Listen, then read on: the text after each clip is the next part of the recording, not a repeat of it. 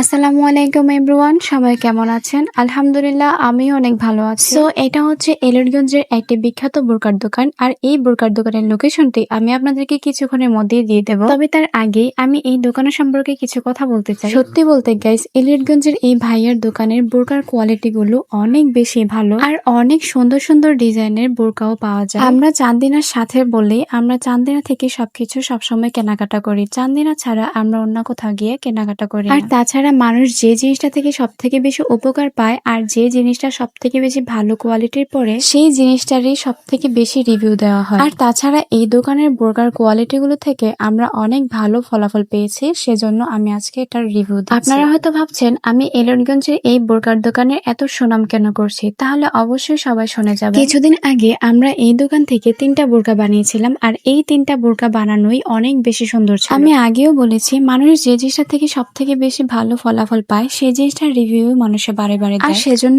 আমিও আবারও রিভিউ দিচ্ছি, কারণ যেহেতু আমরা 3টা বোরকা বানিয়েছি আর 3টা বোরকাই অনেক ভালো পড়েছিল, সেজন্য আমরা আরো 2টা বোরকা বানাবো। অনেক আপুরাই আছে তাদের মনের মতো একটি বোরকা আছে, তবে সেটা অনলাইনে ভয়ের কারণে কিনতে পারছে না। হয়তো অনেক সময় ভালো কোয়ালিটি পড়ে, অনেক সময় খারাপ কোয়ালিটি পড়ে। তবে আমি ওই আপুদের উদ্দেশ্যতেই বলছি, আপনাদের মনের মধ্যে যে পছন্দের বোরকাটি আছে সেই পছন্দের ডিজাইনটি যদি আপনি এই দোকানে গিয়ে দেখাতে পারেন, তাহলে আপনি নিশ্চিন্তে থাকেন আপনার বোরকাটি অনেক সুন্দর করে এই ভাইয়ারা বানিয়ে দেবে। আর এই দোকানের লোকেশনটি হচ্ছে এলিটগঞ্জ নতুন মার্কেটের ভিতরেই মাসুমা বোরকা হাউস অ্যান্ড টেলার্স।